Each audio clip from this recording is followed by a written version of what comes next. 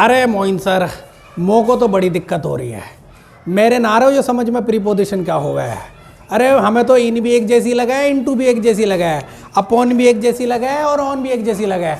हमारी दिक्कत तो बस ये आप ही यमराज सोल्व कर सको कि कब इन लगाना, कब इनटू लगाना, कब ऑन लगाना, कब अपॉन लगाना। मैं तो पागल हो गया, किताबें पढ़ पढ़ के, रूल पढ़ पढ़ के मेरे न पढ़ रहा भैया पल्ले जरा सा भी। मोइन सर बता दो, कुछ कर दो, हमारा बेड़ा पार करा दो मोइन सर। अरे भाई देखो, देखा इन्होंने क्या पूछा। इन्होंने कहा कि इन्हें इनटू समझ में नहीं आता है, इन्हें ऑन अपॉन समझ में नहीं आता है। गारंटी से आज समझ में आ जाएगा, दिक्कत लेने की बिल्कुल जरूरत नहीं है। आपकी प्रॉब्लम मेरी प्रॉब्लम हो चुकी है और मैं आपको समझाता हूं कि कब आपको इन लगाना है, कब इनटू लगाना है, कब ऑन लगाना है, कब अपॉन लगाना है। रस की खीर खाऊंगा, गांव से लेकर आना। ओके ओके, तो शुरू करते हैं आज की वीडियो।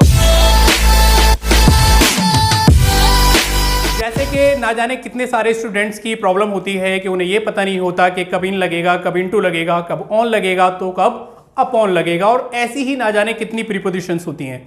तो शुरू करते हैं एक एक करके। सबसे पहले आज हम सीखते हैं इन और इनटू के बारे में।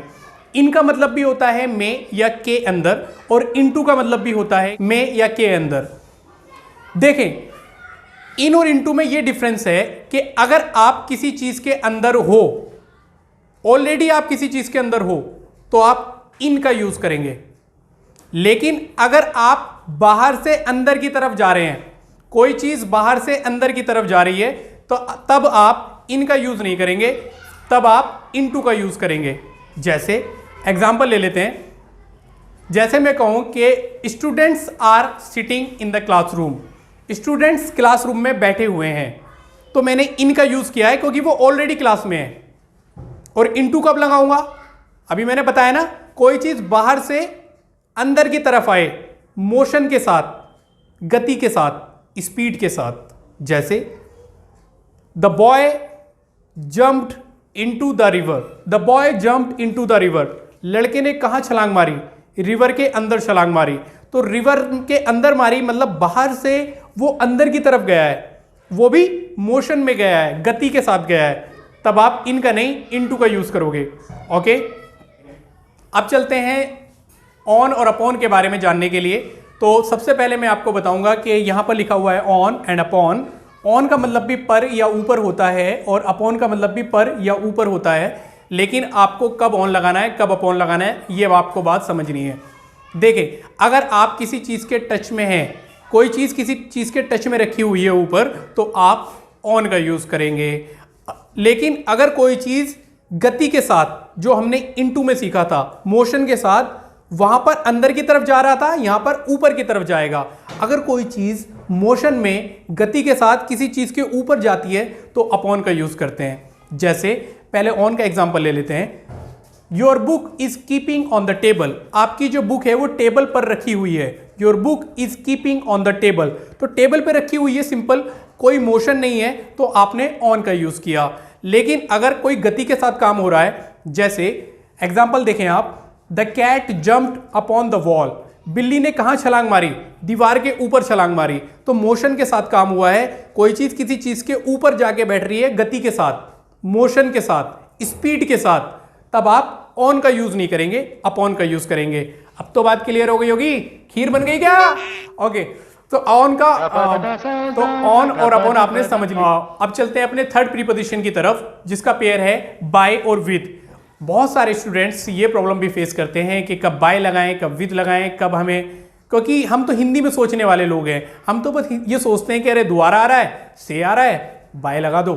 नहीं, ऐसा भी नहीं है, ऐसा बिल्कुल नहीं है। क्योंकि बाय कब लगाते हैं, विद कब लगाते हैं, चलिए समझते हैं। विद लगाते हैं जब आप किसी औजार या किसी हथियार के द्वारा कोई काम कर रहे हैं, तो आप विद का यूज करेंगे। जैसे I can not write with this pen, मैं इस पेन से नहीं लिख सकता हूं। मैंने यहां पर विद का यूज किया है, क्यों?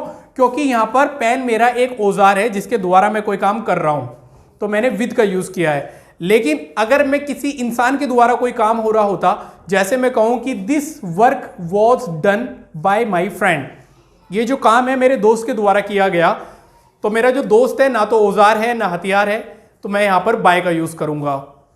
लेकिन आपके दिमाग में एक बात और आ रही होगी कि आपने ये भी देखा होगा कि जब किसी व्हीकल के द्वारा जाते हैं, किसी गाड़ी के द्वारा जाते हैं, हम तब भी तो बाय का यूज़ करते हैं। हाँ जी हाँ, आप बिल्कुल सही सोच रहे हैं, तब भी हम बाय का यूज़ करते हैं।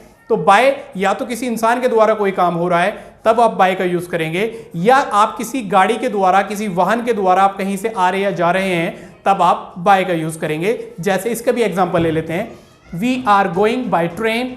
एक बात बाय की मैं आपको और बता देता हूं, जब आप ऐसे वाहन से जा रहे हो जिसकी छत है तो आप बाय का यूज़ करेंगे, जैसे बाय ट्रेन, बाय बस, बाय कार। लेकिन अगर आप ऐसी गाड़ी से जा रहे हो, ऐसे वाहन, ऐसे व्हीकल से जा रहे हो जिसकी छत ही नहीं है, जैसे स्कूटर, बाइक, मोटरसाइकिल, तो आप ऐसी कंडीशन में बाय का यूज़ नहीं करेंगे, तब आप ऑन का यूज़ करेंगे। I go to my studio on bike. मैं अपनी स्टूडियो बाइक से जाता हूं, तो मैं यहां पर ऑन का यूज़ करूंगा, बाय का यूज़ नहीं करूंगा, क्योंकि मैंने यहां पर जो बाइक की बात करी है, बाइक की छत नहीं होती, इसलिए। आई होप कि आपको ये बाय और विद की कंफ्यूजन भी दूर हो गई होगी। अब बात करते हैं हम बिफोर और इन फ्रंट ऑफ की, कि कब बिफोर लगाते हैं और कब इन फ्रंट ऑफ लगाते हैं। वैसे तो बिफोर का मतलब पहले होता है, लेकिन एक सेंस में बिफोर का मतलब के सामने के लिए भी यूज़ किया जाता है। जब आप किसी चीज़ के सामने हैं तब आप बिफोर का यूज़ करते हैं। लीगल इंग्लिश में काफ़ी ज़्यादा बिफोर का यूज़ किया जाता है। अब आपको ये जानना होगा कि कब आएगा बिफोर और कब आएगा इन फ्रंट ऑफ। बिफोर लगाते हैं जब आप किसी लिविंग पर्सन के सामने खड़े हुए हो, तब आप बिफोर का यूज़ करते हैं। लेकिन अगर आप किसी नॉन लिविंग चीज़ के सामने खड़े हुए हो, तब आप इन फ्रंट ऑफ का यूज़ करते हैं।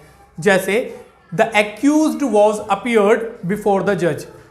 जो मुजरिम है, जो आरोपी है, उसे जज साहब के सामने पेश किया गया, तो the accused was appeared before the जज। मैंने यहाँ पे बिफोर का यूज़ किया है क्योंकि जज साहब लिविंग पर्सन है, इसलिए यहाँ पर बिफोर का यूज़ हुआ है। अब एक इन फ्रंट ऑफ का एग्जाम्पल देख लेते हैं।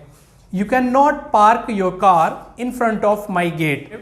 आप अपनी गाड़ी मेरे गेट के सामने पार्क नहीं कर सकते हैं। इस सेंटेंस में जो गेट है वो नॉन लिविंग है, इसलिए मैंने यहाँ पर इन फ्रंट ऑफ का यूज़ किया है। आई होप कि आपको बात क्लियर हो गई होगी कि लिविंग पर्सन के सामने के लिए बिफोर और नॉन लिविंग के सामने के लिए इन फ्रंट ऑफ का यूज़ किया जाता है। अब बात करते हैं एट और इन की। एट कब यूज़ करेंगे और इन कब यूज़ करेंगे। देखें, एट लगाते हैं छोटे स्थान के लिए और इन लगाते हैं बड़े स्थान के लिए। अगर आप सिंपल एक प्लेस की बात करें, जैसे आप कहें कि मैं इंडिया में रहता हूं, तो आप बोलोगे आई लिव इन इंडिया। मैं दिल्ली में रहता हूं, आई लिव इन दिल्ली। मैंने तो दोनों जगह इनका यूज़ किया। लेकिन अगर कभी छोटा और बड़ा दोनों प्लेस आ जाए, छोटा प्लेस भी और बड़ा प्लेस भी, जैसे मैं कहूं कि मैं इंडिया में दिल्ली में रहता हूं, तो मैं बोलूंगा I live at Delhi in India. वैसे एट के और भी यूज होते हैं जो हम आगे करेंगे और वीडियोस के अंदर। आई होप कि आपको बात क्लियर हो गई होगी कि कब in, into, on, upon, before, in front of, by, with, at, in का यूज किया जाता है। हाँ जी बताओ, क्या अभी भी कोई डाउट है या क्लियर हो गई आपको बात? मज़ा आ गया जी, मज़ा आ गया जी। बोझ था जी सर पे प्रीपोजिशन का, ये उतारा जी आपने। सच में जिस तरीके से आपने एक एक बात को एक्सप्लेन किया ना जी, किसी ने ना किया आज तक एक्सप्लेन। भाई मैं तो जी आपकी वीडियो जी लाइक भी करूँगा और अपने दोस्तों के साथ शेयर भी करूँगा, और भैया सब्सक्राइब भी करूँगा, बेल आइकन भी दबाऊँगा, और आप लोगों से भी कहूँगा भैया सब्सक्राइब करो, लाइक करो और शेयर करो अपने दोस्तों के साथ। ओके जी। हाँ चलिए, जिस तरीके से इन्हें बात क्लियर हो गई है, आई होप कि आपको भी बात क्लियर हो गई होगी। और नेक्स्ट वीडियो में हम फिर आपके लिए लेकर आएंगे कुछ और प्रीपोजिशंस जो आपको डिटेल के साथ समझाएंगे। और मेरी गारंटी है कि अगर आप इस मेथड से प्रीपोजिशंस करते हैं तो आपको कोई प्रॉब्लम नहीं आएगी। और तो अगर आपको ये वीडियो पसंद आई तो इसे लाइक कीजिए, चैनल को सब्सक्राइब कीजिए, और साथ में आपको एक बेल आइकन दिख रहा होगा, उस बेल आइकन को प्रेस कीजिए और अपने फ्रेंड्स के साथ शेयर कीजिए। मिलते हैं नेक्स्ट वीडियो में, तब तक के लिए बाय बाय, टेक केयर।